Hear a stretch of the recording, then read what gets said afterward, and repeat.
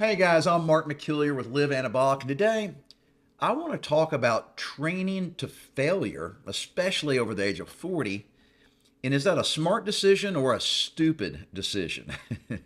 And you might be surprised what the answer is. There's a common belief that you got to push yourself so hard that on every set you got to be doing it basically to failure.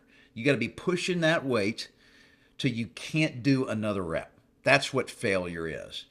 Um, and they've started doing smarter and smarter studies in recent years, um, and they've started looking at this particular idea in specifically, and it's really surprising and in a good way, guys. Um, it turns out that pushing yourself to failure does work. It does build more muscle than stopping earlier than failure, but not by much. And that's a great thing to hear. I love hearing that. It turns out that you get diminishing return on your intensity investment. So, yes, while going to failure might trigger more muscle fibers and more anabolic results, it's not much better than stopping with 2 reps in reserve. Um, and so, therefore, I'm just going to spill the beans early on in the video, and that is really we don't need to train to failure, at least not very often. I do go to failure sometimes, and I'm going to explain some of the situations when I do it and when it makes way more sense and when it really is very impractical to do. So, guys, what does training to failure really mean? Well, it basically means doing a set so hard that you cannot perform one more rep with good form. And you've seen it at the gym. You might be even guilty of doing it yourself. And that is, you're doing some curls. I love using that as an example because everybody does it. We're doing a barbell curls, all right? And we get to the ninth rep, and there's just no way we can get that curl bar up one more time, the correct way, basically without swaying. And then you'll start seeing guys kind of rocking back and forth, all right? And they'll start using momentum to get the weight up. They might even cheat several times. You'll see it with guys on bench press. They'll be really struggling to get that 8th rep up, and they want to get another one, and so they let it down, they bounce it off their chest, and they use momentum at the bottom to bounce and push the bar up. And they might get, an extra couple that way. Well, basically, they hit failure at the rep before the time when they had to bounce it off the chest, or before the rep where you had to sway and swing the barbell up when you're doing curls. That is failure. And a lot of guys that didn't start working out until they were older, a lot of you guys on this channel basically just kind of might have gone into hibernation for 20 years and just decided to start working out again when you're in your 50s or 60s. And so a lot of you all probably don't know exactly where failure is, and that is on an exercise by exercise basis. So just because you know where failure is doing dumbbell curls doesn't mean you know where failure is doing incline chest press with dumbbells, or doing lat pull downs, or rows, or squats, or whatever. I mean, we can go on and on, but it's every single exercise. And so it does behoove us to every once in a while push yourself to failure, but just do it on one set. Kind of figure, and the reason that's smart is because that's how you select the correct weight to use. Because a lot of times you're following a workout program that calls for doing a certain number of reps per set. Let's say 10. That's real common. So you want to be picking a weight where it's really difficult to do 10 reps. You don't want to get to that 10th rep, put the weight down, and know in the back of your mind you could have done another 4 or 5, really. All right?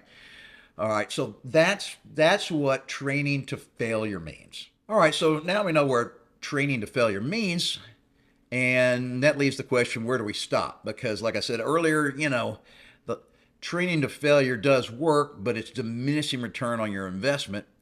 And the research that I've read recently says that basically it's the last 3 to 4 reps before you hit failure, which is where the real muscle growth occurs. Um, and so I think it's a great idea to shoot for 1 or 2 reps in reserve, meaning you stop with only 1 or 2 reps shy of failure. But remember, just like I said a second ago, you got to know where failure is, okay? And that's going to be different for every exercise, and it's going to be different for every amount of weight you use on every exercise, all right? So after you start doing, after you get back into the workout routine, especially if you've laid off for years or decades, you're going to be able to feel, just psychologically feel how close you are to failure with any weight on any exercise. So somebody could just throw some weight on a machine and I could just not even look at the weight. I could start doing that exercise and I will be able to just automatically stop with 1 or 2 reps left. Okay. And I don't care whether they put a lightweight on and that occurs at rep number 20 or whether they put a real heavyweight on and that occurs at rep 4. Okay.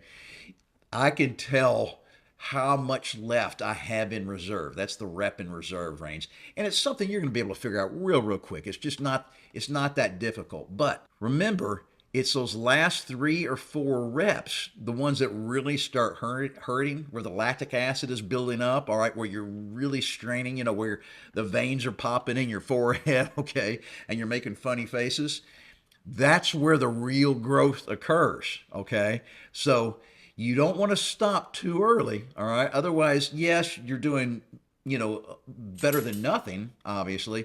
But if you're really trying to progress, build muscle, okay, get stronger, it's those last 3 or 4 reps that counts. And I always shoot for only 1 or 2 left in reserve. All right, now a quick note to beginners.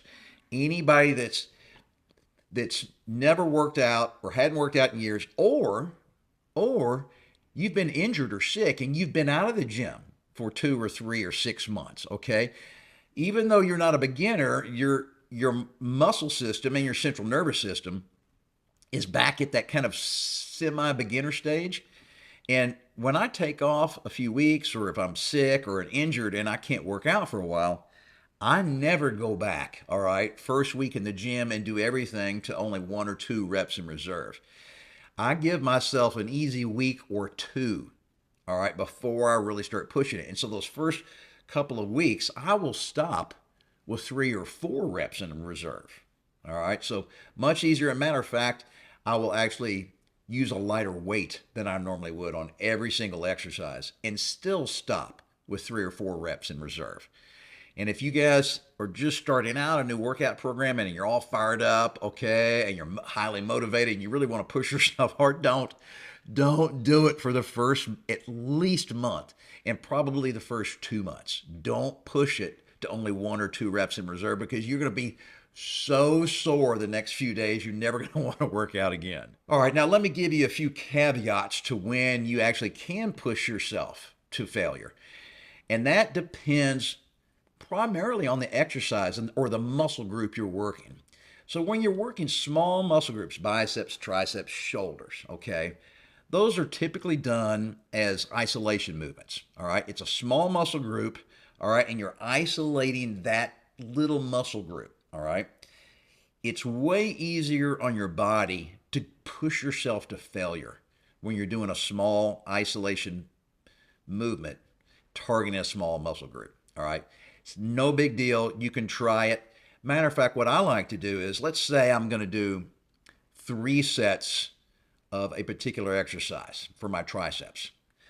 I will do 1 or 2 warm-up sets, and then I'll do a working set, all right, and I'll stop with a couple of reps left in reserve. And then I'll do the second set with maybe 1 rep in reserve. I'll push it a little harder. And then the third and final set on that exercise, I will go to failure. All right. And that's how you see a lot of serious bodybuilders actually work. I mean, professional guys that are taking steroids and everything and they're getting huge. They don't push every single set to failure. And I'm talking about young guys in their 20s and early 30s that are doing it for a living. They kind of use this same, technique where they might be hitting a muscle group for just 3 sets on one particular exercise, and they will only do the last set to failure Then they'll move to another exercise for the same muscle group, and they'll just do it again. The first 2 sets will be, 1 or 2 reps left in reserve, and then the last set on that exercise will be to failure. And that's a really good way, once you kind of get in the swing of things, you've been working out a while, and you're consider yourself an exercise enthusiast. That's when I would say it's more likely to train to failure. When you're doing small muscle groups and you're doing isolation movements. But the time you really should avoid it is when you're doing big muscle groups using compound movements. And that's typically your chest, your back, your legs. Let's say you're doing squats. All right, man, you never want to push yourself to failure doing a squat, especially with the weight on your back.